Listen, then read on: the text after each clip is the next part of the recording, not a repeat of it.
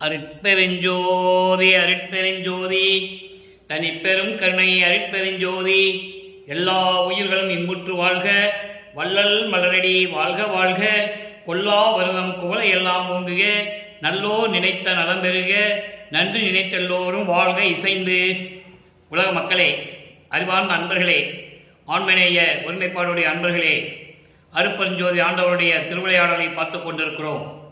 இந்த பிரபஞ்சம் தோன்றிய காலத்திலிருந்தே சமயங்களும் மதங்களும் மார்க்கங்களும் தோன்றி அதற்கு ஏற்றபடி அவர்களுடைய கருத்துக்கு ஏற்றபடி விளக்கத்திற்கு ஏற்றபடி உருவங்களை அமைத்து அதற்கு ஏற்றபடி ஆலயங்களை அமைத்து அதற்கு ஏற்றபடி வழிபாட்டு முறைகளை அமைத்து மக்களை வழிபட செய்து விட்டார்கள். இந்த சமயங்களும் மதங்களும் மார்க்கங்களும் முடிகின்ற தருவாயில், இந்த யுகங்களும் முடிகின்ற தருவாயில், கிரேத யுகம், துவார யுகம், கலியுகம், 4 யுகங்களும் முடிகின்ற தருவாயில் உலக மக்களுக்கு ஒரு தனிப்பட்ட மார்க்கம் வேண்டும் என்பதற்காகவும் தனி யுகம் வேண்டும். எல்லா யுகங்களும் முடிந்து விட்டது. அப்போ ஒளி யுகத்தை ஏற்படுத்தி சமரச சுத்த சன்மார்க்க காலத்தை ஏற்படுத்தி உலக மக்களுக்கு தனி மார்க்க வேண்டும் என்பதற்காக சமரச சுத்த சன்மார்க்கத்தை நிறுவி அதை மக்களிடம் சொல்லுவதற்காகவும் உலக மக்கள் எல்லோரையும் சுத்த சன்மார்க்கத்தில் சேர்த்து அவர்கள் இன்பமாக வாழ வேண்டும் என்பதற்காகவும் உயிரினங்கள் மேல் இரக்கம் காட்ட வேண்டும், கருணை காட்ட வேண்டும் என்பதற்காகவும் தன் மகனை ஒரு தாயின் வழியாக இந்த மண்ணுக்கு வருவிக்க செய்தார் அருட்பெருஞ்சோதி ஆண்டவர். அவருடைய திருவிளையாடலை பார்த்து கொண்டிருக்கிறோம். பிரபஞ்சத்தினுடைய கடைசி திருவிளையாடல் கலியுகத்தினுடைய கடைசி கட்டத்தில், கலியுகம் 1900 ஆண்டில் முடிந்துவிட்டது. அந்த காலகட்டங்களில் இறைவனுடைய கடைசி திருவிளையாடல், அருட்பெருஞ்சோதியுடைய திருவிளையாடல் என்னவென்றால், தன் மகனை இந்த மண்ணுக்கு வருவிக்க செய்து சுத்த சன்மார்க்கத்தை கொடுத்து இந்த பிரபஞ்சத்தை இயக்க வைத்ததுதான். 1823 ஆண்டு அந்த திருவிளையாடல் தொடங்குகிறது. 30/1/1874 இரவு 12 வரையிலும் அருட்பெருஞ்சோதி ஆண்டவருடைய திருவிளையாடல் தொடர்ந்து கொண்டிருக்கிறது. அந்த வகையிலே நாம் திருமுறையிலே, திருவெட்பாவிலே இருக்கின்ற திருமுறை பாடல்களில் இருந்து, அருட்பா பாடல்களில் இருந்து ஒவ்வொரு பதிகத்திலும், ஒவ்வொரு திருமுறையிலும், ஒவ்வொரு பாடலிலும் இறைவனுடைய திருவிளையாடல் எப்படி நடந்தது என்பதை இந்த உலக மக்களுக்கு விளக்கி கொண்டிருக்கிறோம். இந்த விளக்கம் எனது தந்தை என்னை ஆட்கொண்ட பெருமான் வல்லற்பெருமானுடைய தயவாலையும் கருணையாலையும் பெற்ற விளக்கம் என்பதை இங்கே நான் பதிவு செய்ய கடமைப்பட்டிருக்கிறேன். அப்படிப்பட்ட விளக்கங்கள் எனக்கு 6 திருமுறைகளுக்கும் கொடுத்து அதை உலக மக்களுக்கு தெரிவிக்க வேண்டும் என்பதற்காகவே இந்த காட்சியை, இந்த பதிவுரையை நான் உங்களுக்கு சொல்லிக் கொண்டிருக்கிறேன். திருவுரல் முறையீடு 1ஆம் திருமுறையிலே 6வது பதிகத்திலே திருவுரல் முறையீடிலிருந்து இறைவனுடைய திருவிளையாடல் தொடங்குகிறது. இதுவரை 22 நாட்கள் பார்த்திருக்கிறோம். இன்று 23வது பாடல். திருவுரல் முறையீடில் இருந்துதான் இறைவனுடைய திருவிளையாடல் தொடங்குகிறது. திருவுரல் முறையீடு மொத்தம் 232 பாடல்களை கொண்டது. ஒவ்வொரு பதிகத்திலும் ஒவ்வொரு பாடலின் மூலமாக நாம் இறைவனுடைய திருவிளையாடலை பார்த்து கொண்டிருக்கிறோம்.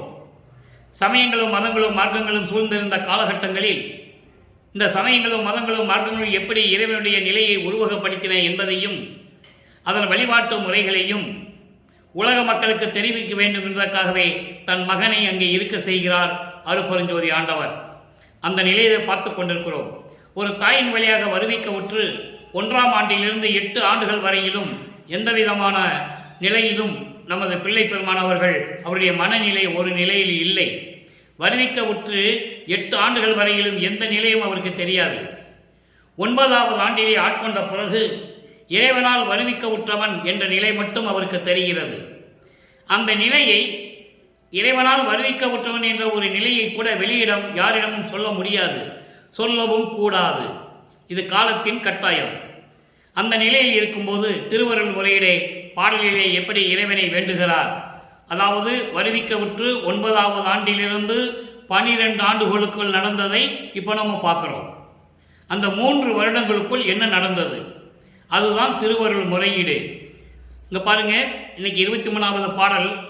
சரங்கார் முகம் தொடுத்து எய்வது போல். நல்லா கவனிக்கணும், இறைவனுடைய திருவிளையாடல் எப்படி தொடர்கிறது, எப்படி நடந்து கொண்டிருக்கிறது. சரங்கார் முகம் தொடுத்து எய்வது போல் எந்தனை உலகத்து இறங்காது இருள் பெரு வாதனையலால் இருள் ஊட்டு நெஞ்சக் குரங்கால் மெலிந்து நின் நாமம் துணை எனக் கூறுகின்றேன். இறங்காதவர் தமக்கும் இறங்குகின்றாய் எற்கு இறங்குகவே. இது பாடல். பாடல் கொஞ்சம் கடினமாக தெரியும். விளக்கம் மிகவும் எளிமையான விளக்கம். இதில் என்ன சொல்றாருன்னா, அதாவது ஒரு வில்லில் அம்பை தொடுத்து விட்டோம்னா நம்பு போய் எங்கேயாவது ஒரு இடத்துல விழுகும். அதுபோல என்னை இந்த மண் உலகத்திற்கு தூக்கி எறிந்து ஒரு தாயின் வழியாக வருவிக்க செய்தாய். இதான் அதுக்கு பொருள். அப்போ நீ வருவிக்க செய்தாயை தவிர மறுபடியும் என் மீது இரக்கம் காட்டாது அறியாமை என்றும் வாதனையானால் துன்பத்தினால் சிக்கிக்கொண்டு இந்த நெஞ்ச குரங்கால் மெலிந்து, மனதை தான் முதல்ல சொல்லுவார். மனம் குரங்கு போல தாவிக்கொண்டிருக்கும். அதை தான் இங்கே சொல்றாரு, மனக்குரங்கு என்று சொல்லுகிறார். அப்படி இருந்தால் கூட நான் உன்னுடைய பெயரை தான் கூறிக்கொண்டிருக்கிறேன். இறங்காதவர்களுக்கு கூட இரக்கம் காட்டாதவர்களுக்கு கூட இரக்கம் காட்டுகிறாய், எனக்கு இரக்கம் ஏன் காட்டவில்லை? திருவருள் முறையீடு. இப்போ இந்த பாட்டுடைய விளக்கம் பாருங்க. அதாவது வருவிக்க உற்றவன் என்ற நிலை அவருக்கு தெரிகிறது. 9வது ஆண்டில் இந்த நிகழ்வு நடக்கிறது. 12 ஆண்டுகளுக்குள் அவருடைய மனம் ஒரு நிலையில் இல்லை. அதாவது இந்த 1ஆம் திருமுறை, 2ஆம் திருமுறை, 3ஆம் திருமுறையில் பார்த்தீங்கன்னா மனதை பற்றி தான் முதல்ல சொல்லிக்கிட்டே இருப்பார். ஏன்னா மனம் குரங்கு போல தாவிக்கொண்டிருக்கும். அந்த மனம் ஒரு நிலையில் இல்லை. இப்போ பொதுவாக பேசுவோம். இப்போ நம்ம இறைவனால் வருவிக்க விட்டோம் என்ற நிலை தெரிஞ்சிச்சு, நமக்கு எப்படி இருக்கும்? வெளியவும் சொல்ல முடியாது. அப்போ அந்த நிலையில் இருக்கும்போது அவருடைய மனநிலையை பற்றி கூறுகிறார் திருவருள் முறையீடு. இப்போ அது விளக்கம் பாருங்க.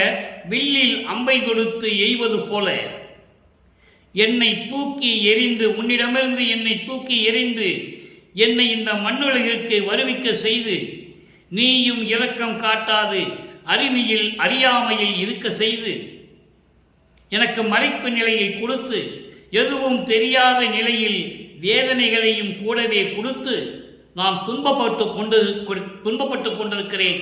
இந்த மனக்குரங்கால் மெலிந்து, மனதை குரங்கு என்று சொல்கிறார். மனக்குரங்கால் மெலிந்து எப்பொழுதும் உன்னுடைய பெயர்தான் எனக்கு துணை என்று கூறிக்கொண்டிருக்கிறேன். இரக்கமே இல்லாதவர்களுக்கு கூட இரக்கம் காட்டுகிறாய், எனக்கும் இரக்கம் காட்டி அருள்வாயாக என்று சொல்லி முறையீடு செய்கிறார். அப்போ இந்த நிலை 3 ஆண்டுகளுக்கு பிறகு மாறுகிறது. அப்போ இவர் மனம் திருவொற்றியூருக்கு செல்ல வேண்டும் என்று சொல்லுகிறது. 13வது ஆண்டிலிருந்து அவர் திருவொற்றியூருக்கு செல்ல ஆரம்பிக்கிறார். அங்கே 2ஆம் திருமுறை உருவாகிறது. அப்ப அந்த உள்ளத்தை கட்டுப்படுத்துவதற்காக அந்த இறைவனுடைய நிலையை எப்படி சொல்லுகிறார்? நல்லா கவனிக்கணும். உள்ளத்திடம் சொல்லிக் கொண்டிருக்கிறார். மனம் ஒரு நிலையில் இல்லை. மனதை சாந்தப்படுத்த வேண்டும், அமைதிப்படுத்த வேண்டும். அப்ப அந்த நிலையில் இருக்கும்போது சமயங்களும் மதங்களும் மார்க்கங்களும் சூழ்ந்திருந்த அந்த நேரங்களில் இறைவனை எப்படியெல்லாம் சொல்லிக் கொண்டிருந்தார்களோ அதே போன்று இவரும் மனதிடம் சொல்லிக் கொண்டு இருக்கிறார். இதை மட்டும் நீங்க மனசுல நல்லா நினைக்கணும். அதற்கு பின்னால் அவர் சுத்தி சன்மார்க்கத்தை பெற்ற பிறகு இறைவனுடைய அருள் எப்படி நடந்தது என்பதை நம்ம பார்க்க போறோம். இப்போ இருக்கிற நிலையில மட்டும் நம்ம பார்த்து கொண்டிருக்கிறோம். அப்போ திருவொற்றியூருக்கு மனதை கூட்டி செல்லுகிறார். அப்படி என்றால் திருவொற்றியூருக்கு செல்லுகிறார். அப்போ 2வது பதிகம், 2ஆம் திருமுறை, பதிகம் 3, ஸ்ரீ சிவசண்முக நாம சங்கீர்த்தன லகிரி. ஸ்ரீ சிவசண்முக நாம சங்கீர்த்தன லகிரி என்பது சிவசண்முகம் என்ற பெயரை, இறைவனுடைய பெயரை அருளோடு சொல்லி போற்றி புகழ்வது. அதான் சங்கீர்த்தன லகிரி என்று சொல்கிறார். அந்த காலகட்டங்களில், அதாவது பிரபஞ்சம் தோன்றிய காலத்திலிருந்தே சமயங்களும் மதங்களும் மார்க்கங்களும் சேர்ந்த காலகட்டங்களில் எல்லாருமே இப்படிதான் இறைவனை சொல்லிக் கொண்டிருந்தார்கள். அதாவது அவங்களுக்கு ஏற்றபடி, கற்பனைக்கு ஏற்றபடி உருவகப்படுத்தினார்கள். சைவ சமயத்தை சேர்ந்தவர்கள் சிவபெருமானை எப்படியெல்லாம் உருவகப்படுத்தினார்கள்? பல உருவங்களிலே பிச்சாண்டி என்றும், நடராஜன் என்றும், தியாகராஜ பெருமான் என்றும், சொக்கநாதன் என்றும், சுந்தர மகாலிங்கம் என்றும் இப்படியெல்லாம் உருவகப்படுத்தினார்கள். அதே போல வைஷ்ணவ சமயத்தை சேர்ந்தவர்கள் திருமாலை பல பெயர்களில் அழைத்துக் கொண்டிருந்தார்கள். அந்த பெயர்கள் எல்லாம் கணக்கில் அடங்காது. தெருவுக்கு ஒரு பேரு, தெருவுக்கு ஒரு கோயில் அமைத்துக் கொண்டிருந்தார்கள். இவர்கள் எல்லாம் மனிதர்களாலும் மன்னர்களாலும் உருவாக்கப்பட்ட கோயில்கள். ஆனால் இறைவனால் உருவாக்கப்பட்டது இந்த பிரபஞ்சத்திலே ஒரே ஒரு இடம்தான், வடலூர் சத்தியஞான சபை. நீங்கள் அதை உறுதியாக மனதில் வைத்துக் கொள்ள வேண்டும். இறைவனால் அமைக்கப்பட்டது. அங்கே சிவஞான வெளியே திருச்சிற்றம்பலத்திலே இருக்கின்ற சத்தியஞான சபை எப்படி இருக்குமோ அது போன்று மனிதர்களுக்காக இந்த மண்ணுலகிலே நிறுவியது நமது இறைவன் வல்லற்பமன் அவர்கள் என்பதை இங்கே பதிவு செய்ய நான் கடமைப்பட்டிருக்கிறேன். அப்போ இப்படியெல்லாம் இருக்கிற காலகட்டத்தில் அவர் திருவொற்றியூரில் என்ன சொல்லிக்கிட்டு இருக்காரு, நல்லா கவனிங்க. சூது நேர்கின்ற முளைச்சியர் பொருட்டா. முளைச்சியர் பொருட்டா என்பது பெண்களை நினைத்து கொண்டு சுற்றி நின்றதில் சுகம் எது கண்டாய். மனதிடம் சொல்லுகிறார், மனமே சூழ்ச்சி நிறைந்த பெண்களை நினைத்து கொண்டு அவர்களை சுற்றி கொண்டிருந்தாயே, அதனால் என்ன பலன் கண்டாய். மனதிடம் சொல்லுகிறார். ஏனால் மனம் எப்படிப்பட்டது என்பதை உலக மக்களுக்கு தெரிவித்துக் கொண்டிருக்கிறார். அவரும் அனுபவித்துக் கொண்டிருக்கிறார், மனம் ஒரு நிலையில் இல்லாத காரணத்தினால். அடுத்து, போது போகின்றது எழுது என் நெஞ்சே. பொழுது போய்கிட்டே இருக்க, இன்னும் தூங்கிட்டு இருக்க, எழுந்திரு மனமே, எழுந்திரு. பொழில்கொள் ஒற்றியம் புரிதனக்கே ஏகி. அழகாக சூழ்ந்து கொண்டிருக்கின்ற விளங்கிக் கொண்டிருக்கின்ற திருவொற்றியூர் நகருக்கு நாம் செல்லுவோம்.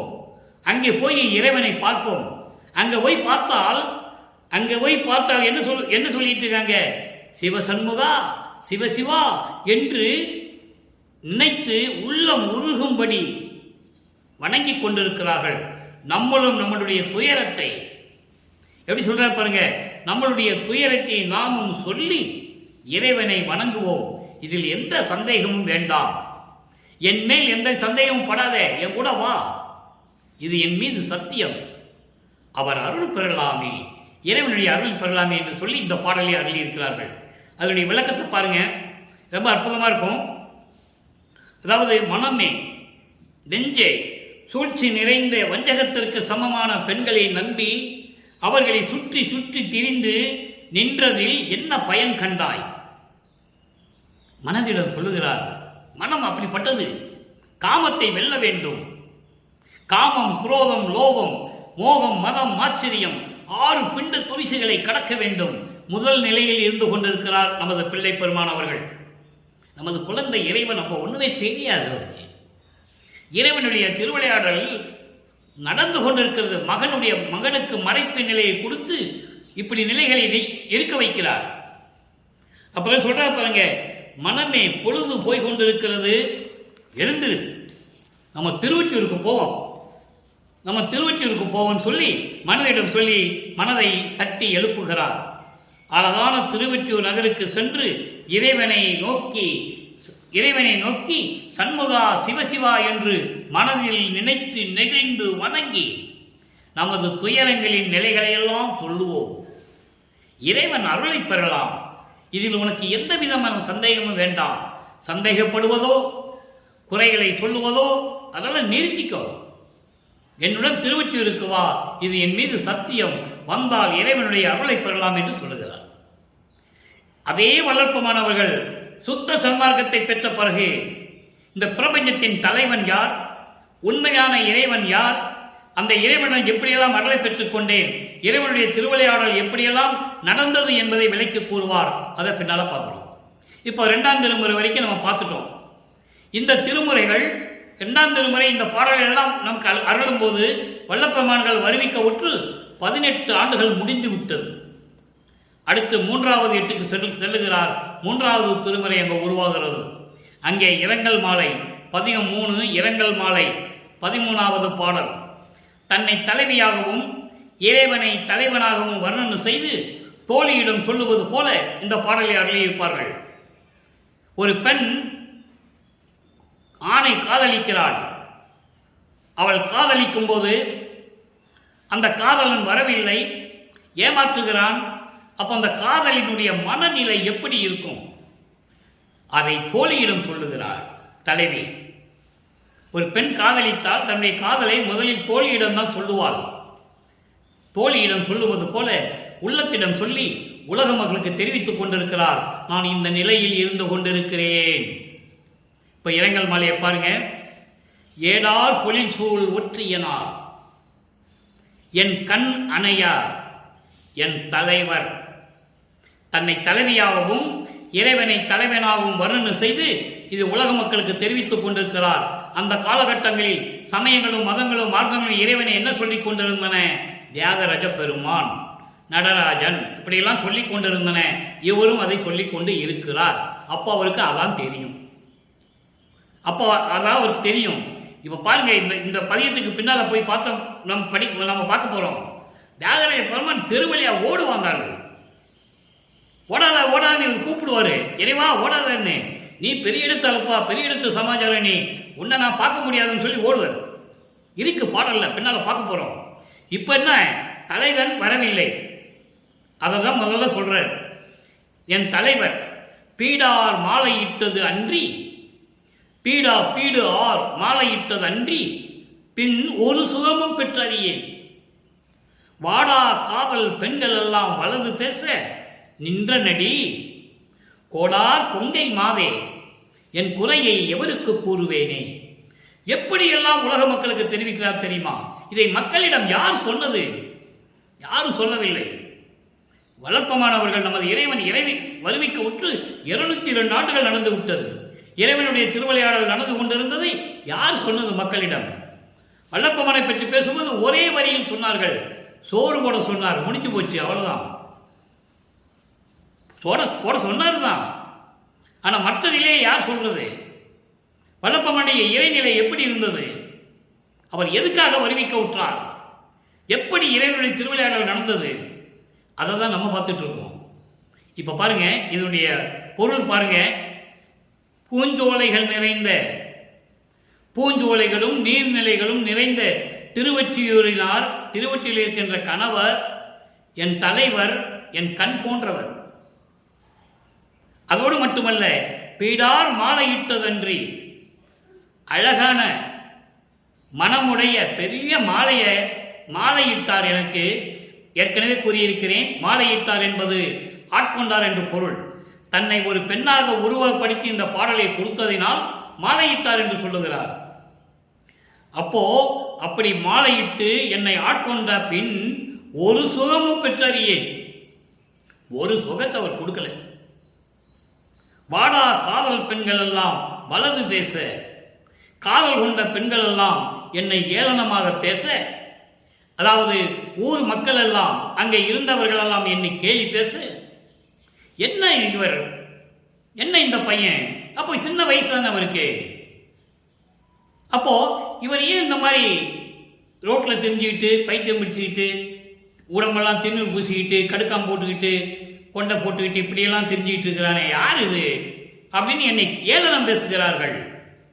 உன்னால் வருவிக்க ஒற்றவன் என்ற நிலை எனக்கு மட்டும்தான் தெரியும், அதனால் என்னை கேலி பேசுகிறார்கள்.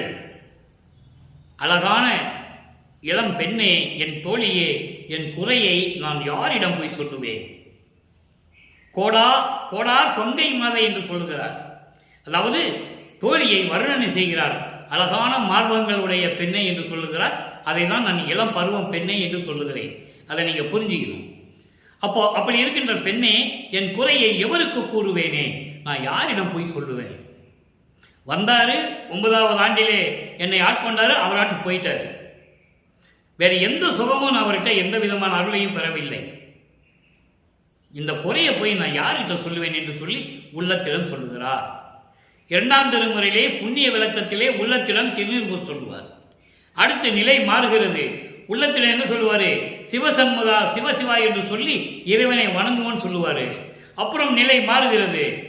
இப்ப என்ன சொல்றாரு? 3ஆம் திருமுறையில இந்த குறையை அவர்கள் மட்டும்தான் சொல்லுவாரு, வேற எதுவுமே சொல்ல மாட்டார். 3ஆம் திருமுறைக்கு வரும்போது வேற எதுவுமே சொல்ல மாட்டாரு. இந்த குறையை நான் யார்கிட்ட போய் சொல்லுவேன்? அப்போ நிலைகள் மாறுகிறது.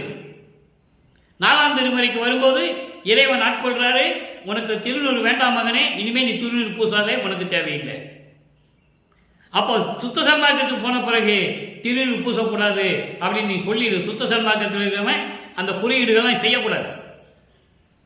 தெளிவாக சொல்வார். சமயங்களையும் மதங்களையும் மார்க்கங்களையும் பற்று இருந்தால் நீ பூசிக்கோ. சிவசிவான் சொல்லி பூசிக்கோ, சிவசண்முகன் பூசிக்கோ, சிவாயனமான் பூசிக்கோ, நமச்சிவாயன் பூசிக்கோ, அருப்பறிஞ்சோதின்னு சொல்லி பூசாதே. அந்த விளக்கத்தை நம்ம பார்க்க போறோம். எல்லாமே திருவருட்பாவிலே விளக்கங்கள் உண்டு, யாராலையும் மறுக்க முடியாது. வேண்டுமென்றோ கற்பனையாகவோ இந்த விளக்கம் தருவதில்லை. இறைவன் கொடுத்த விளக்கம் என்பதை இங்கு நான் பதிவு செய்ய கடமைப்பட்டிருக்கிறேன். அடுத்து பாருங்க, 4ஆம் திருமுறைக்கு வராரு. அதாவது இது வரைக்கும் 3 8 முடிஞ்சிடுச்சு. 3 24. இப்போ 4வது 8 இருந்து கொண்டிருக்கிறார். இதில் இறைவனுடைய திருவிளையாடல் எப்படி நடக்குது? அருப்பஞ்சாண்டர் திருவிளையாடல் நல்லா கவனிங்க. 4 32 25வது ஆண்டிலிருந்து 32 ஆண்டுகளுக்குள் என்ன நடந்தது? முதல்ல ஏமசித்தியை வாங்குறார். அப்புறம் தனக்கோடி அம்மையாருக்கு தாலி கட்டி அந்த அம்மாவுக்கு மோட்ச வீட்டை காட்டுகிறார். அப்போ இறைவன் மாணவர்கள்லாம் வந்து மலர் தூவி வாழ்த்துறாங்கிறதெல்லாம் பாட்டில் இருக்கு. அதெல்லாம் மக்கள்கிட்ட யார் சொல்லலை. இவர் ஒரு சாதாரண மனுஷனாவே கடைசி வரைக்கும் சொல்லி ரூமுக்குள்ளே போனார், மறைஞ்சிட்டாரு. அதோட முடிச்சுக்கிட்டாங்க. ஏன் கூட இருந்த மாணவர், முதல் மாணவர் என்று சொல்லக்கூடிய பெரியவர் வேலாயுதம் அவர்களே சொல்லியிருக்காரு. ரூமுக்குள்ளே போனாரு, உள்ள ஒரு பாய் இருந்தது, பாயில் போய் படுத்துக்கிட்டாரு. அப்புறம் போய் திறந்து பார்த்தாங்க, அவரும் இல்லை, அந்த பாயும் இல்லை.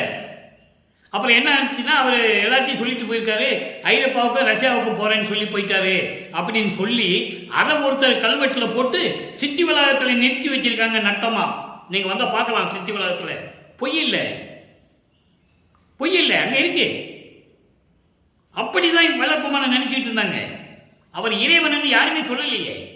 கூட இருந்த மாணவர் வேலாயுதம் சொன்னாரு, அவர் யோகின்னு சொன்னாரு, போகின்னு சொன்னாரு. கூட இருந்த கந்தசாமி அவர்கள் என்ன சொன்னாரு, அவர் ஒரு ஞானிப்பா அப்படின்னு சொல்லிட்டு போயிட்டாரு.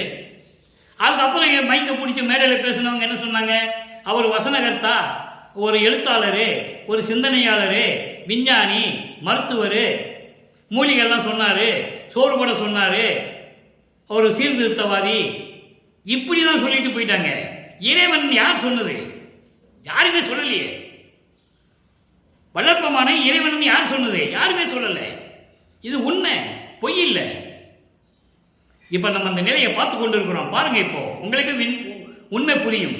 வேண்டும் என்று வளர்ப்பமானை இறைநிலையை பற்றி சொல்லவே இல்லை. அவங்க சமயங்களையும் மதங்களையும் மார்க்கங்களையும் சார்ந்தவர்கள், சித்தாந்தம் வேதாந்தம் படித்தவர்கள், சுத்த சன்மார்க்கத்தை தெரியாதவர்கள் என்பதை உறுதியாக சொல்ல முடியும். மக்களிடம் சொல்லலை. நான் என்ன சொல்றேன்னா, திருவருட்பாவில் இருக்கிற உண்மையை சொல்லுங்க போதும். கற்பனையாகவோ கதையாகவோ எதுவும் சொல்ல வேண்டாம். திருவருட்பாவில வளர்ப்பமான் என்ன சொன்னார் அதை மட்டும் சொல்லுங்க போதும். இப்ப பாருங்க என்ன சொல்றாருன்னு இப்ப உங்களுக்கு புரியும். நான் சொன்னது உண்மைன்றது உங்களுக்கு புரியும். இப்போ இங்க பாருங்க, 4ஆம் திருமுறையில பதிகம் 8 அபராத மன்னிப்பு மாலை. அபராத மன்னிப்பு மாலை என்பது சமயங்களிலும் மதங்களிலும் மார்க்கங்களில் இருக்கும்போது செய்த குற்றங்கள் என்னவென்றால், அந்த நெறிகளை பின்பற்றியது, அந்த நெறிகளை விட முடியாமல் பல கருத்துக்களை சொன்னது. அதை இறைவனிடம் முறையிடுகிறார். என்னை மன்னித்து விடு இறைவா, என்னை தண்டித்து விடாதே என்று சொல்லுகிறார். அபராதம் கொடுத்துடாதே. அதான் அபராத மன்னிப்பு மாலை 3வது பாடல். கலைக்கடை நன்கு அறியாதே கன அருளோடு ஊடி கரிசு புகன்றேன், கவலைக்கடல் புனை என்று உணரேன். கவலைக்கடல் புனை என்று உணரேன், புலைக்கடையேன் புகன்ற பிழை பொறுத்து அருளல் வேண்டும். எப்படி கேட்கலாம் பாருங்க. நான் சமயங்களிலும் மதங்களிலும் மார்களில் பற்று கொண்டு இருந்தது உண்மை. நீதான் இருக்க சொன்னாய், இருந்தேன். பின்புதான் தெரிந்தது உனது திருவிளையாடல் என்று. அப்ப நான் இருந்தபோது கலைக்கடை நன்கு அறியாதே, தத்துவங்களுடைய நிலையை எனக்கு தெரியாமல் உனது பேரருளோடு மாறுபட்டு, ஊடி என்றால் மாறுபட்டு, முரண்பட்டு, மாறுபட்ட கருத்துக்களை, குறைகளை நான் சொல்லிக்கொண்டு இருந்தேன். சொன்னேன். கவலைக்கடல் புனை என்று உணரேன். கவலை என்பது கடல் போன்றது. அது ஒரு சின்ன குளம், தெப்பம், குளம் என்று எனக்கு தெரியாம போயிடுச்சு. எப்படி சொல்றார் பாருங்க. கவலை கடல் என்று சொல்லுகிறார். கடல் போன்ற கவலையை அது ஒரு குளம் தானே, ஒரு சின்ன தெப்பம் அப்படின்னு சொல்ல என்னால் முடியல. அதுக்கடுத்து சொல்ல பாருங்க, புழைக்கடையேன் புகன்ற பிழை பொறுத்து இந்த இனியவன் சமயங்களிலும் மதங்களிலும் மார்களில் இருந்து கொண்டு நான் செய்த தவறுகள் அந்த குற்றங்களை எல்லாம் நீக்கி எனக்கு அருளல் வேண்டும். எப்படி சொல்றாருன்னு நீங்க புரிஞ்சுக்கணும். இப்ப பாருங்க, அதுக்கடுத்து சொல்றாரு பாருங்க, போற்றி சிவ போற்றி, சிவ போற்றி, சிவ போற்றி சொல்ற. சொல்லிதான் ஆகணும். நீ சுத்த சன்மார்க்கத்துக்குள்ள வரல. தலைக்கடைவாய் அன்று இரவில் தாழ்மலர் ஒன்று அமர்த்தி தனி பொருள் என் கையில் அளித்த தயவுடைய பெருமானே. தலைக்கடை என்பது தலைவாசல். என் தெருவுக்கு வந்து என் வீட்டு தலைவாசலில் நின்று அன்னைக்கு ஒரு நாள் இரவிலே உன்னுடைய திருவடியை அங்கே பதித்து என்னை அழைத்து தனி பொருள், அருளுடைய ஒரு பொருள் என் கையில் அளித்த தயவுடைய பெருமான், எனக்கு அருளை கொடுத்த பெருமானே. கொலைக்கடையருக்கு எரிதெறிய குணமலையே. கொலைக்கடையர் உயிர்களை கொலை செய்கின்ற, கொலை தொழில் செய்கின்றவர்கள். நல்லா புரியுதில்லை உங்களுக்கு? கொலைக்கடையர் என்பது உயிர்களை கொலை செய்து அதை தொழிலாக ஏற்றுக்கொண்டு தொழிலை செய்து கொண்டிருப்பவர்கள். அப்படிப்பட்டவர்களுக்கு காண முடியாத இறைவன் குணமலையே. குணமலையே என்பது இறைவனுக்கு 8 குணங்கள் உண்டு. அதுதான் சத்தியஞான சபை அமைச்சார். 8 குணங்கள், எண்கோண சத்தியஞான சபை. 8 குணங்கள் என்பது தன்மையத்தனாதல், தூய உடம்பினாதல், இயற்கை உணர்வினாதல், முற்றிலும் உணருதல், இயற்கையாகவே பாசங்களை நீக்குதல், முடிவில் ஆற்றல் உடைமை, பேரின்பை உடைமை, முடிவில் ஆற்றல் உடைமை, வரம்பில் இன்ப உடைமை. இப்படி 8 குணங்கள் உண்டு இறைவனுக்கு. அதன் பிரகாரம் தான் இந்த சத்தியஞான சபையை அமைச்சது. எண்குண சத்தியஞான சபை. இறைவனுக்கு 8 குணங்கள் உண்டு. அப்படிப்பட்ட குணமலையே இந்த உயிர்களை கொலை செய்தவர்களுக்கு கிடைக்காத இறைவன் என்று சொல்லுகிறார். இது வானவர்களுக்கும் பொருந்தும். இது மறைமுகமான சூட்சுமமான ஒரு விளக்கம், இறைவன் கொடுத்த விளக்கம். பிரம்மன், திருமால், ருத்திரன் இவர்களெல்லாம் ஏகப்பட்ட போர் செய்து, இந்திரன் கூட பல யுகங்களிலே போர் செய்து கொலை செய்தவர்கள். மகாதேவமாலையில் சொல்லுவாரு, 95வது பாடல கடைசியில் சொல்லுவாரு, நெடியனே முதல் கடவுள் சமூகத்தோர்த்தம் 1000 பிள்ளை பொறுத்து மாயை ஒடிய நேர் நின்ற கருணை வள்ளல் என மறைகள் ஓதுவது இங்கு உன்னைத்தான் என்று சொல்லுவார். கொலை குற்றவாளிகள் என்று சொல்லுவார். பிரம்மனை எல்லாம் வருணமா கொலை பாதகன் என்று சொல்லுவார். திருவுற்பாவிலே உண்டு. மக்களிடம் சொல்ல வேண்டும், திருவுற்பாவில கூறிய பிரபஞ்சத்தின் உண்மையை மக்களிடம் சொல்ல வேண்டும். அந்த நிலைகளெல்லாம் இல்லாத ஒரு கடவுள் வேண்டும். கையில் ஆயுதம் ஏந்திக்கிட்டு, மகுடம் சூட்டிக்கிட்டு, உடம்பெல்லாம் நகையை போட்டுக்கிட்டு, பட்டாடை கட்டிக்கிட்டு இல்லாத ஒரு இறைவன் வேண்டும் உலக மக்களுக்கு. அவர்தான் வள்ளல் பெருமான். எளிமையாக வெள்ளாடை போர்த்தி, வெள்ளாடை கட்டி ஒரு வெள்ளாடையை போர்த்தி கொண்டிருப்பவர் இறைவன். இறைவன் இப்படியும் இருக்கலாம் என்று உலக மக்களுக்கு தெரியப்படுத்தியவர் வள்ளல் பெருமான். இப்படி இருந்தாலும் உலக மக்களை இயக்க முடியும், பிரபஞ்சத்தை இயக்க முடியும் என்ற காரணத்திற்காகத்தான் வள்ளல் பெருமான் எளிமையாக காட்சி அளித்தார்கள் என்பதை நீங்கள் புரிந்து கொள்ள வேண்டும். அப்படிப்பட்ட குணமலையே பொதுவில் கூத்தாடி கொண்டு அம்பலத்திலே அருளடனம் செய்து கொண்டு உலகை காத்து அருளும் குருவே, உலகை காத்து கொண்டிருக்கின்ற இறைவனை என்று சொல்லி 4ஆம் திருமுறையில் இந்த பாடலை அருளியிருக்கிறார்கள். ஒவ்வொரு பாடலின் மூலமாக, ஒவ்வொரு திருமுறையின் மூலமாக, ஒவ்வொரு பதிகங்களின் மூலமாக நாம் இந்த பொருளை பார்த்து கொண்டிருக்கிறோம் என்பதை நீங்கள் புரிந்து கொள்ள வேண்டும். அடுத்து 6ஆம் திருமுறை சுத்த சன்மார்க்கத்தை பெறுகிறார். அப்போ வல்லற்பமானவர்கள் 5வது எட்டில் இருந்து கொண்டிருக்கிறார்கள். ஐயட்ட 40 33வது ஆண்டிலிருந்து 40 ஆண்டுகளுக்குள் 8 ஆண்டுகளுக்குள் என்ன நடந்தது? அப்போ சுத்த சன்மார்க்கத்திற்குள் நுழைகிறார். தந்தையிடம் சுத்த சன்மார்க்கத்தை பெறுகிறார். சுத்த சன்மார்க்கத்தை பெற்றால்தான் சாகா கல்வியை கற்க முடியும். அதற்கு முன்னால் ஏமசித்தியை பெற்றுக்கொண்டார். சாகா கல்வியை கற்றால்தான் தத்துவங்களை கடந்து அங்கே போக முடியும். சரியை கிரியை ஞானம், சரியை கிரியை யோகம் என்ற 12 நிலைகளையும் கடந்து விட்டார். சுத்த சன்மார்க்கத்தை பெற்ற பிறகு ஞான சரியைக்குள் நுழைகிறார். அங்கதான் சுத்த சன்மார்க்கம் மரணமில்லா பெருவாழ்வு. இந்த நிலையில் வரும்போது, சுத்த சன்மார்க்கத்தில் நுழையும் போது இறைவனுடைய திருவிளையாடல் எப்படி நடக்கிறது, இறைவனிடம் மனதில் வருத்தப்பட்டு மனம் கலங்கி எப்படி இறைவனிடம் வேண்டுகிறார், இறைவன் எப்படி ஆட்கொண்டு மறுபடியும் அருளை கொடுக்கிறார், எப்படி திருவிளையாடல் நடந்து கொண்டிருக்கிறது என்பதை இந்த பாடலின் மூலமாக நாம் பார்க்க போகிறோம். நல்லா பாருங்க. பதிகம் 6 ஆற்றாமை. ஆற்றாமை என்பது உலகியலை சொல்லுவாங்க ஆத்தாமை, ஆத்தாமைன்னு சொல்லுவாங்க. ஆத்தாமை என்பது மனம் ஒரு நிலையில் இல்லாமல் வெதும்பிக் கொண்டிருப்பது. இப்ப பாருங்க 3வது பாடல். கடுமையேன் தன்னை தாழ்த்தி கொள்ளுகிறார், எப்படியெல்லாம் இருந்தேன் என்று சொல்லுகிறார். கடுமையேன் வஞ்ச கருத்தினேன் பொல்லா கல்மன குரங்கனேன் கடையே நெடுமை நெடுமை ஆண்மனை போல் நின்ற வெற்று உடம்பேன் நீசனேன் பாசமே உடையேன். பாசமே உடையேன் என பாசம் வந்த பற்றுகள் உடையவன் என்று சொல்லுகிறார். பாசம் வந்த பற்றுகளை நீக்கியவன் தான் அங்க சுத்த சன்மார்க்கத்துக்குள்ள வர முடியும். பாசமே உடையேன் நடுமை ஒன்று அறியேன் கெடுமையில் இழைத்த நச்சு மாமரம் என கிளைத்தேன் கொடுமையே குறித்தேன் அம்பலக்கூத்தனுக்கு குறிப்பனுக்கு என் கடவேனே. சுத்த சன்மார்க்கத்துக்குள்ள நுழைகிறாரு. அப்ப இறைவனிடம் சொல்லுகிறார், நான் ரொம்ப கடுமையனாக இருந்தேன், வஞ்சன மனதிலே வஞ்ச கருத்துக்களையே கொண்டிருந்தேன், கொல்லா கல்மரங்கு குரங்கு போன்று இரும்பு இரக்கமில்லாமல், இரும்பு கல் எப்படி இருக்குமோ இரக்கம் இல்லாமல், அதுபோல் இந்த மனக்குரங்கு, மனதை சொல்லும் போதெல்லாம் குரங்கு என்று சொல்லுவார். குரங்கு போல மனம் தாவிக்கொண்டிருக்கும் அல்லவா, அதுபோல சொல்லுவார். மனக்குரங்கை உடையவன் ஆண் பனை போல பனைமரம், ஆண் பனைமரம் போல நெடுன்னு வளர்ந்தே இருந்தேனே தவிர வேற எந்த பலனும் இல்லை என்கிட்ட, எனக்கு தெரியாது. வெற்று உடம்பேன், வீணான இந்த உடம்பை வச்சுக்கிட்டு திரிஞ்சுக்கிட்டு இருந்தேன். அழியக்கூடிய உடம்பு இந்த உடம்பு, உன்னால வருவிக்க விட்டு இந்த மண்ணுலகிலே பிறந்ததனால் மனித உடம்பு எடுக்க வேண்டியதா போயிற்று. அந்த உடம்பை வைத்துக் கொண்டிருக்கிறேன். நீசனேன், இழிவானவன், பாசமே உடையேன். பாசமே உடையன பற்றுகள் உடையேன். மண்ணாசை, பெண்ணாசை, பொன்னாசை பற்றுகளை கொண்டு இந்த உலகில் உடைய பாசங்களை கொண்டு சுமந்து கொண்டு திரிந்து கொண்டிருக்கிறேன்.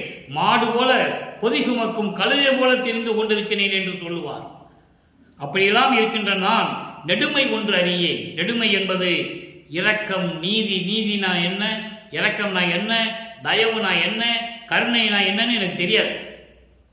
ஏன்னா ஒரு இடத்துல சொல்லுவார், பேருபதேசம் பண்ணிட்டு கடைசியில் சொல்லுவார், அற்புதமா இருக்கும். உரைநடை பகுதியை படிச்சு பாருங்க. நான் சமயங்களிலும் மதங்களிலும் மார்க்கங்களில் பற்று கொண்டு இருந்த போது எனக்கு எதுவுமே கிடைக்கல. எனக்கு துன்பம் தான் கிடைச்சது, துயரம் கிடைச்சது. சுத்த சன்மார்க்கத்தை விட்டு பிறகுதான் தயவும் கருணையும் கிடைச்சது. தயவு தயவு தயவு என்ற ஒரு நிலை எனக்கு கிடைச்சது. அதுக்கப்புறம் தான் நான் எல்லாத்துக்கும் மேலே போனேன்னு சொல்லுவார். அற்புதமா இருக்கும். அப்போ அந்த நிலையில் சொல்லுகிறார், நடுமை ஒன்று அறியேன் கெடுமையில் கிளைத்த நச்சு மாமரம் என கிளைத்தேன். தேவையில்லாமல் ஒரு நச்சு மாமரம், விஷ மாமரம், எட்டி மரம் என்று சொல்லுவார் அடிக்கடி. எட்டி மரம், எட்டி காயெல்லாம் கசக்கும். எட்டி மரம் எதுக்குமே உபயோகப்படாது, எதுக்குமே உபயோகப்படாது. அதனால சொல்றாரு, நச்சு மாமரம் போன்று அந்த விஷம் கொண்ட பெரிய மரம் போல நான் பாட்டுக்கு தலைச்சிக்கிட்டு இருந்தேன், யாருக்கு உபயோகம் இல்லாமல் இருந்தேன்னு சொல்றாரு. வேற ஒன்றும் இல்லை, அது உவமையாக சொல்லுகிறார், எடுத்துக்காட்டு சொல்லுகிறார். நான் யாருக்கும் உபயோகம் இல்லாமல் நான் பாட்டுக்கு தெரிஞ்சுக்கிட்டு இருந்தேன், கொடுமையே குறித்தேன், கொடுமைகளையே நினைச்சிட்டு இருந்தேன். அம்பலக்கூத்தன் குறிப்பினுக்கு என் செய்ய கடவேனே. அம்பலத்திலே அகலாட்சி செய்து கொண்டு நடனமாடி கொண்டிருக்கிற இறைவனுக்கு நான் என்ன செய்ய முடியும்? உன்னுடைய உள்ளத்தில் வர வேண்டும், உன் உள்ளத்தில் பதிய வேண்டும், நீ என்னை நல்லவன் என்று நினைக்க வேண்டும், அதுக்கு நான் என்ன செய்ய வேண்டும் என்று சொல்லுகிறார். அடுத்த நிலை பதிகம் 7, நான் ஏன் பிறந்தேன் என்று சொல்லுவார். இறைவனிடம் சொல்லுவார், நான் ஏன் பிறந்தேன்? எல்லாத்தையும் இந்த பிரபஞ்சத்தில் எத்தனை திருவிளையாடல் செஞ்சு எல்லாரையும் எப்படியெல்லாம் கொண்டு வந்தேன், என்ன மட்டும் ஏன் ஒரு தாய் வயிற்றுல துர்நாற்றம் பிடித்த அந்த கருவறையிலிருந்து கொண்டு வந்தேன்னு கேட்பாரு. மகாதேவ மலையில் இருக்கு, நான் ஏற்கனவே விளக்கம் கொடுத்திருக்கிறேன். அப்போ அந்த நிலையில் இருக்கும்போது இந்த பிறப்பை, அதாவது இந்த பிறப்புன்னு ஒரு துன்பம் இருக்கே, அதை பேதுருதல், அதனுடைய அந்த ஏன் இந்த பிறப்பு எடுத்தேன் என்பதை எப்படி சொல்றது, அவ்வளவு துன்பப்பட்டு சொல்லுவது. அதான் நான் ஏன் பிறந்தேன் என்று சொல்லுகிறார். இங்க பாருங்க, அறியாத பொரியவருக்கும், நேரங்கள் கடந்து கொண்டிருக்கிறது, விளக்கம் கொஞ்சம் விரைவாக சொல்ல வேண்டும். அறியாத பொரியவர், அறியாத பொரியவருக்கும் இழிந்த தொழில் அவருக்கும் அதிகரித்து துன்மார்க்கத்து அரசு செய்யும் கொடியே. முதல்ல 2 வரியா விளக்கம் சொல்றேன். இது 8 வரி இந்த பாடல், 2 வரியா சொல்றேன். அறியாத பொரியவருக்கும், அறியாத பொரியவர், பொரியவர் என்றால் ஐம்புலன்களை அடக்காதவர்கள், ஐம்பொறிகளை அடக்காதவர்கள், கண், காது, மூக்கு, வாய், மெய் இவற்றை அடக்க தெரியாதவர்கள், சுத்த சன்மார்க்கத்தை பற்றி தெரியாதவர்கள், சுத்த சன்மார்க்கத்தை பற்றியும் ஐம்புரிகைகளையும் அடக்க தெரியாதவர்களுக்கும், இழிந்த தொழில் செய்கிறவர்களுக்கும், இழிவான தொழில் செய்கின்றவர்களுக்கு, கலை தொழில் அதாவது கொலை தொழில் செய்கின்றவர்களுக்கு, இவர்களுக்கும் மேலாக அதிகரித்து, இவர்களுக்கு மேலாக துன்மார்க்கத்து நெறியை பின்பற்றித்துக் கொண்டு இருந்த கொடியே நான். எப்படி சொல்ற பாருங்க, துன்மார்க்கம் சமயங்களையும் மதங்களையும் மார்க்கங்களையும் பின்பற்றி இந்த கொலை தொழில் செய்கின்றவர்களுக்கும், சுத்த சன்மார்க்கத்தை தெரியாமல் ஐம்புலன்களையும் ஐம்பொறிகளையும் அடக்க தெரியாதவர்களுக்கு மேலாக சுத்த சன்மார்க்கத்தை துன்மார்க்கத்தை பெற்றுக்கொண்டு நான் எப்படியெல்லாம் துன்பப்பட்டு கொண்டிருந்தேன் என்று சொல்லுகிறார். புரியாத கொடும் பாவ சுமைக்கும் திறனின் சொல்ல முடியாத அவளுக்கு கொடுமைகளை சுமையாக சுமந்து கொண்டிருந்த கொடியே நாம். அப்படிப்பட்ட திறமை படைத்த என்று சொல்லுகிறார். கொடும் பாவிகளை, கொடும் பாவங்களை, துயரங்களையும் துன்பங்களையும் சுமந்து கொண்டிருந்த வலிமை மிக்கவன் என்று சொல்லுகிறார். அடுத்து, கொல்லாமை என்பதை ஒரு குறிப்பிலும் குறியே. உயிர்களை கொல்லக்கூடாது, கொல்லாமை நெறியை கடைபிடிக்க வேண்டும் என்று சிறிதளவு கூட என் உள்ளத்தில் நினைக்காமல் இருந்து கொண்டிருந்தேன். எப்போ? சமயங்களிலும் மதங்களிலும் மார்க்கங்களில் இருக்கும்போது இதெல்லாம் நான் செஞ்சுக்கிட்டு இருந்தேன். இதெல்லாம் என் மனசுக்கு தெரியாது. அதோடு மட்டுமல்ல, சரியாத மனக்கடையேன், தீமையெல்லாம் உடையேன். அடக்க முடியாத மனதை அடக்க முடியாமல் தீயவைகளையே நினைத்து கொண்டிருந்தேன். சினத்தாலும் மதத்தாலும், இங்க மதம் என்பது செருக்கு, ஆணவம், அகங்காரம். சினத்தாலும் அகங்காரத்தாலும் அடர்ந்த முள் புதர் போல இருந்தேன். முள் புதர் எதுக்காக உபயோகப்படுமா? ஒன்றுக்கே உபயோகப்படாது. அது போன்று சினம் கொண்டும் சிறுக்காலும் ஆணவத்தாலும் எதற்கும் பயன்படாதவனாக தெரிந்து கொண்டிருந்தேன். உள்ளதை உள்ளபடி சொல்லுகிறார். சமயங்களிலும் மதங்களிலும் மார்க்கங்களில் எப்படி இருந்தார் என்பதை சொல்றார். இதான் விஷயம், வேற ஒன்றும் இல்லை. அப்புறம், எரியாத புவியிடை நான் ஏன் பிறந்தேன் கேட்கிறாரு அப்பங்கிட்ட. அப்ப பதில் சொல்லி தான் ஆகணும். அப்ப அங்க ஒரு திருவிளையாடல் நடக்கணும். பிள்ளை மகன் இவ்வளவு தூரம் கஷ்டப்படுறானே சொல்லி இறைவன் வரணும், வந்து அருளை கொடுக்கணும். அடுத்த பதியத்தில் பார்க்கலாம். அதாவது, எரியாத புவியிடை, எதற்கும் பயன்படாத துன்பங்களையும் துயரங்களையும் வைத்துக் கொண்டிருக்கின்ற இந்த உலகியலிலே நான் ஏன் பிறந்தேன்? பதில் சொல்லு அப்படின்னு கேட்கிறாரு. அதுக்கப்புறம், ஒன்றன் இதயம் அறியே, நீ என்னை பத்தி உன் உள்ளத்துல உன் இதயத்துல என்ன நினைச்சிட்டு இருக்குன்னு எனக்கு தெரியாது. மன்றில் இனித்த நடத்து இறையே. இங்கே மன்று என்பது சத்தியஞான சபை. சத்தியஞான சபையிலே அருளடனம் செய்து கொண்டிருக்கின்ற இறைவனே, நீ என்ன பற்றி என்ன நினைச்சிட்டு இருக்க? நான் இப்படியெல்லாம் துன்பப்பட்டு வந்துட்டேன். நான் ஏன் பிறந்தேன் இந்த உலகத்தில் என்பதை நீ பதில் சொல்லணும். அடுத்து, பதிகம் 8, மாயை வலிக்க அழுங்கல். தன்னை சுற்றின்ற மாயைகளை நீக்கணும். ஏன்னா சமயங்களில் மதங்களில் இருந்து வந்துருக்காரு. அப்போ அவர் ஏற்பட்ட மாயைகள் எப்படி, அது எப்படி நீக்குவது? அந்த மாயைகளினால் எப்படி துன்பப்பட்டார்? 10வது பாடல். இருளையே ஒளி என மதித்திருந்தேன். இருளையே ஒளி என மதித்திருந்தேன். இங்கே 2 விளக்கங்கள் இருக்கிறது. இருட்டா இருக்குதே, இது இருட்டில் வெளிச்சமா இருக்குன்னு நான் நினைச்சிட்டு இருந்தேன், அது ஒரு விளக்கம். அடுத்து, அறியாமைதான் அறிவு என்று நினைத்துக் கொண்டிருந்தேன், அது ஒரு விளக்கம். நீங்க எப்படி வேணா எடுத்துக்கலாம் இந்த விளக்கத்தை. இருட்டா இருக்கு, அந்த எல்லாமே இருள்னு சொல்றாங்க. நான் சொல்றேன் அது இருள் இல்லை வெளிச்சம்னு சொல்றேன். அப்படிதான் நான் நினைச்சிட்டு இருந்தேன் அப்படின்னு எடுத்துக்கலாம். இருளன்னா அறியாமைன்னு ஒரு பொருள் இருக்கிறது. அறியாமையே அதுதான் அறிவு என்று நான் நினைத்துக் கொண்டிருந்தேன் அப்படியும் எடுத்துக்கலாம். அடுத்து, இச்சையே பெருவிச்சை என்று அலைந்தேன். இச்சையை பெருவிச்சை என்று அலைந்தேன். இச்சை என்பது உலக விடயங்கள். உலக விடயங்கள் என்பது உலக ஆசைகள். மண்ணாசை, பெண்ணாசை, பொன்னாசை தான் பேரின்பம் என்று நினைத்துக் கொண்டு அலைந்து கொண்டிருந்தேன், அலைந்தேன். அடுத்து சொல்ற பாருங்க, மருளையே தரும் மனக்குரங்கோடு. இந்த மனதை சொல்லும் போதெல்லாம் குரங்கு என்று சொல்லுவார். தாவும் மான் என்று கூட சொல்லுவார் ஒரு சில இடங்களிலே. தாவும் மான் என்று சொல்லுவார். இந்த மனதை மனக்குரங்கு என்று பல இடங்களிலே சொல்லுவார். இந்த மனக்குரங்கோடு தாவுகின்ற மனக்குரங்கோடு மாயைகளையும் மயக்கங்களையும் வைத்துக்கொண்டு காடு எல்லாம் சுற்றி திரிந்தேன். குரங்கு காடுகளில் போனால் சுற்றிக்கிட்டே இருக்கும், ஒரு இடத்துல இருக்காது. மரம் விட்டு மரம் தாவி கொண்டு இருக்கும், ஒரு இடத்துல இருக்காது. அதுபோன்று இந்த மனம் ஒரு இடத்தில் இல்லாமல் மாயைகளையும் மயக்கங்களையும் நான் சுமந்து கொண்டு திரிந்து கொண்டிருந்தேன். பொதுவிலே நடம் வருகின்றாய், சத்திய ஞான சபையிலே நடனம் செய்து கொண்டிருக்கிறாய். உந்தன் அருளை மேவுவதற்கு, உன்னுடைய அருளை அடைவதற்கு நான் என்ன செய்ய கடவேன்? நான் என்ன செய்ய வேண்டும்? என்னால் என்ன செய்ய முடியும் என்பதை சொல். அப்பனே என்னை ஆண்டு கொண்டு அருளே, என்னை ஆண்டு கொண்டு அருளே என்று சொல்கிறார். இப்போ தனி திருவிழங்கள். இப்போ என்ன பார்த்தோம்? 1ஆம் திருமுறையிலே திருவருள் முறையீடிலே 9வது ஆண்டிலிருந்து 12 ஆண்டுக்குள் என்ன நடந்தது? 13வது ஆண்டிலே இருந்து அந்த 18 ஆண்டுகள் வரைக்கும் 2ஆம் திருமுறையிலே என்ன நடந்தது? அதன் பிறகு அந்த 24 ஆண்டுகள் வரைக்கும் 3ஆம் திருமுறையிலே என்ன நடந்தது? அதன் பிறகு 4ஆம் திருமுறையிலே என்ன நடந்தது? இப்போ 6ஆம் திருமுறையிலே என்ன நடந்து கொண்டிருக்கிறது என்பதை பார்த்து கொண்டிருக்கிறோம். இப்போ தனித்திரளங்களில் எப்படி 119வது பாடலில் சொல்றாரு, இறைவன் யாரு, நான் யார், இறைவன் யாரு, நான் யாரு அப்படின்னு சொல்றாரு. வானாகி வான் நடுவே, அதாவது வானாகி என்பது ஆகாயமாகி என்பது வெளியாகி, அந்த வெளியின் நடுவே மண்ணும் ஒளியதனில் தானாகி நிலையாக நின்று கொண்டு அருப்பெருஞ்சோதி ஒளியாக இருந்து கொண்டு சிவஞான வெளியே சொல்றார். 16வது நிலை ஞானத்தில் ஞானம்.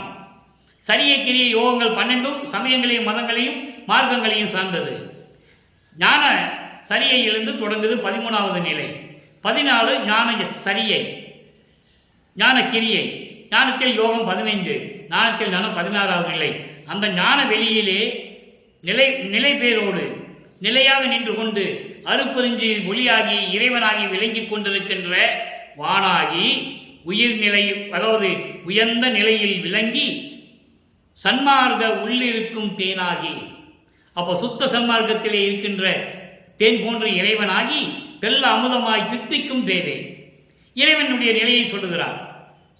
சமயங்களில் மதங்களில் மாற்றம் என்பது எப்படி சொன்னாரே? திருவிற்றில் இருக்கின்ற இறைவனு கங்கையை சுமந்து கொண்டிருப்பாரு, பாம்புகளை கழுத்தில் போட்டிருப்பாரு, இப்படிதான் சொல்லிட்டு இருப்பாரு. காலம் மீது வாகனம் மீது வருவார், அப்படிலாம் சொல்லிட்டு இருந்தவர் சுத்த சன்மார்க்கத்தை பெற்ற இறைவன் யார் என்று சொல்லுகிறார். நீங்கள் நல்லா புரிஞ்சுக்கணும். அப்போ அவங்கெல்லாம் சைவ சமயத்தை சேர்ந்த தலைவர்கள் என்று நமக்கு எடுத்து காட்டுகிறார், உறுதியாக சொல்லுகிறார். சன்மார்க்கத்துக்கு தனி கடவுள், சுத்த சன்மார்க்கம் தனி மார்க்கம். சுத்த சன்மார்க்கத்தின் கடவுள் யாருன்னா அருப்பெருஞ்சோதி. அருப்பெருஞ்சோதி யாருன்னா உலக கடவுள், பிரபஞ்சத்தை இயக்கியவர், ஆதியம் அந்தமில்லா தோன்றிய இறைவன்.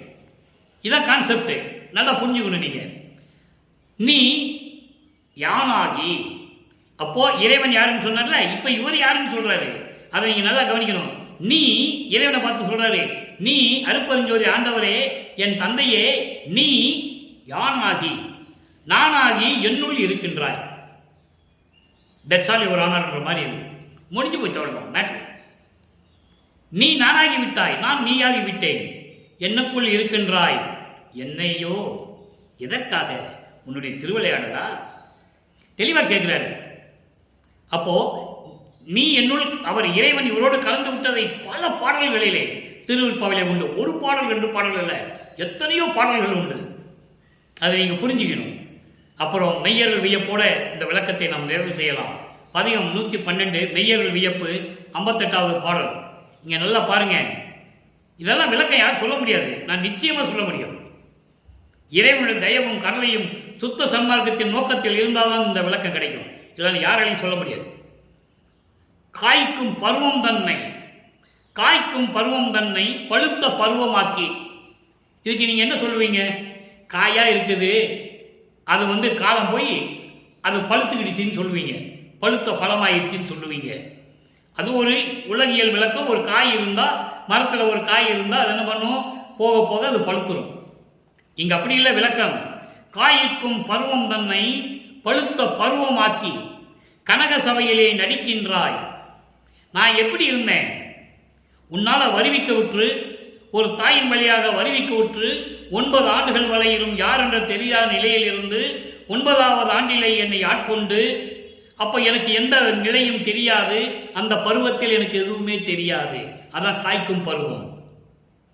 அந்த பருவம் எனக்கு தெரியாது. எதுவுமே தெரியாத வயதில் என்னை ஆட்கொண்டு அதன் பின் எல்லா ஆறுகளையும் கொடுத்து பழுத்த பழமாக்கி, நல்லா கவனிக்கணும். அதுக்கப்புறம் எல்லாவற்றையும் கொடுத்து சமயங்களிலும் மதங்களிலும் மார்க்கங்களிலும் என்னை நீக்கி சுத்த சன்மார்க்கத்தை கொடுத்து எல்லார்களையும் கொடுத்து என்னை பழுத்த அனுபவமாக்கி, அருள் அனுபவமாக்கி என்னை கனக சபையிலே பொற்சபையிலே நடித்துக் கொண்டிருக்கிறாயே என் இறைவா, ஒரு காலை தூக்கியே, காலை தூக்கி நடனம் ஆடணும்.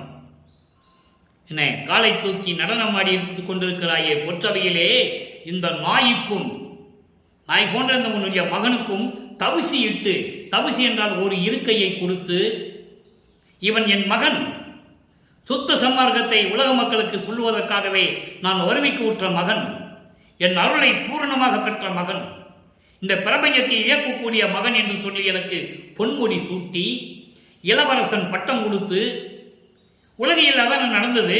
இன்னைக்கு வரைக்கும் அதான் நடந்துகிட்டு இருக்கு. மன்னர் காலத்திலே இளவரசன் பட்டம், அதன் பிறகு அரசியலிலே பல பட்டங்கள் உண்டு. அதை சொல்றார் அவரே, இப்படிப்பட்ட மகனைக்கு நான் பொன்முடி சூட்டுகிறேன், இளவரசனாக்குகிறேன். இனிமேல் இந்த பிரபஞ்சத்தை இயக்கக்கூடிய இறைவன் எனது மகன் என்று எனக்கு பொன்முடி சூட்டி நட்ட நடுவே வைத்தாய். நட்ட நடுவே என்பது சுத்த சன்மார்க்கத்தின் நடுவிலே என்னை வைத்து அழகு பார்க்கின்றாய், செல்வப்பிள்ளை என வளர்க்கின்றாய் என்று சொல்லுவார் ஒரு பாடலிலே. அவர் பேர் செல்வப்பிள்ளை. அருப்பஞ்சாண்டவர் தன் மகனுக்கிட்ட பெயர் செல்வப்பிள்ளை.